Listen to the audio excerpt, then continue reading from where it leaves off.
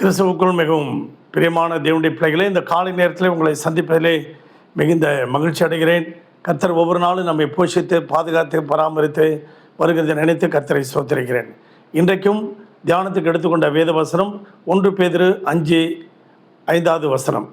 அருமையான தேவனுடைய பிள்ளைகளே, பெருமை உள்ளவனுக்கு தேவன் எதிர்த்து நிற்கிறார், தாழ்மை உள்ளவனுக்கு தேவன் கிருபை அளிக்கிறார்.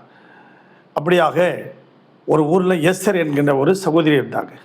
ரெகுலராக ஆலயத்துக்கு போவாங்க, நல்லா ஜெபம் பண்ணுவாங்க, ஜெப கூட்டம்லாம் நடத்துவாங்க. அப்படி நடத்திக்கிட்டு இருக்கும்போது அவங்களுக்குள்ள ஒரு சின்ன பெருமை அவங்களுக்குள்ள தலை தூக்கி ஆட ஆரம்பிச்சிருச்சு.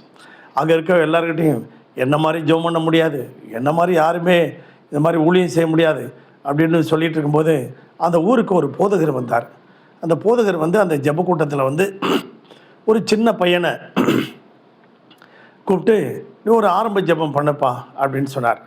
அந்த பையன் கொஞ்சம் திக்கி நல்லா பிறகு நல்ல ஜெபம் பண்ண ஆரம்பிச்சிட்டான். ஜெபம் பண்ண ஆரம்பித்தோடனே இந்த சகோதரிக்கு சர்ன்னு கோபம் வந்துருச்சு. ரொம்ப பெருமை அந்த பாஸ்டர்கிட்ட நானாக இருக்கும்போது நீங்கள் எப்படி அந்த சின்ன பையனை கூப்பிட்டு நீங்கள் ஜெபம் பண்ண சொல்லலாம் அப்படின்னு சொல்லி அவங்க பாஸ்டர்கிட்ட சண்டைக்கு போனாங்க. சிஸ்டர் இங்கே வாங்க, ஒரு பெரிய அருமையான தங்க முலாம் பூசப்பட்ட ஒரு பாத்திரம் நல்ல ஒரு மூடி போட்டு இருக்குது. ஒரு மண்பானை பாத்திரம் மூடி இல்லாமல் இருக்குது. ரெண்டுலேயும் தண்ணி இருக்குது. ஜனங்க வந்தோடனே எது சிஸ்டர் குடிப்பாங்க?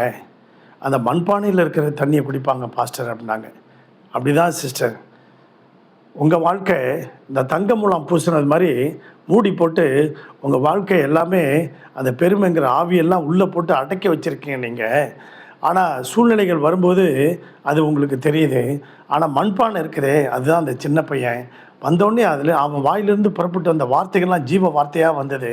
எல்லாரும் பருகி சாப்பிட்டாங்க சிஸ்டர் அப்படின்னு சொன்னார். பிரியமான தேவனுடைய பிள்ளைகளே, லூக்கா எழுதின சுவிசேஷம் 18ஆம் அதிகாரத்தில் 2 பேர் ஜெபம் பண்ண போனாங்க. ஒருத்தன் பரிசேயன், ஒருத்தன் ஆயக்காரன். 2 பேரும் ஜெபம் பண்ணுறாங்க. ஒருத்தன் பரிசேயன், நான் வாரத்தில் 2 நாள் இப்படி உபவாசம் இருக்கிறேன், நான் எல்லாத்துலேயும் தசமபாகம் கொடுக்குறேன், ஆனால் அந்த அவனை போல் இல்லை அப்படின்னு சொல்லி ஒரு கையை காமிச்சு அந்த ஆயக்காரனை குற்றப்படுத்தி ஜெபம் பண்ணான். அப்போ ஆயக்காரன் ஜெபம் பண்ணான். அங்கே தூரத்திலே நின்று கொண்டு மார்பிலை அடித்து கொண்டு, இந்த பாவியாகி என் மேலே கிருபையாக இருந்த ஆண்டவரேன்னு சொல்லி தன் பாவத்தையெல்லாம் அறிக்கையிட்டு ஜெபம் பண்ணான்.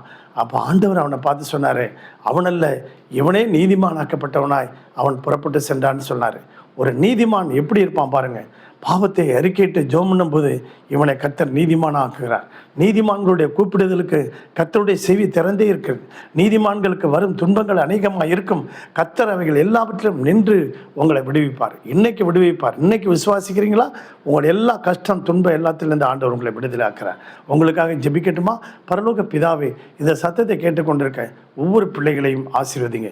எல்லா கஷ்டங்கள், வியாதிகள், பலவீனங்கள், சுகவீனங்கள், எல்லா விதமான கஷ்டங்களிலிருந்து விடுதலையாக்கும். அவர்களை ஆசீர்வதியும். வியாதி பலவீனத்துக்கு விலக்கி பாதுகாத்துக் கொள்ளும். ஒவ்வொரு குடும்பத்தையும் வேலியடைங்க. அவர்கள் கைட்டு சில பிரயாசங்களை ஆசீர்வதிங்க. இன்றைக்கு பிரயாணத்தை ஆசீர்வதிங்க. ஒரு குறைவில்லாமல் நடத்தும். இயேசுவின் நாமத்தில் பிதாவே, ஆமேன். God bless you everybody. Thank you.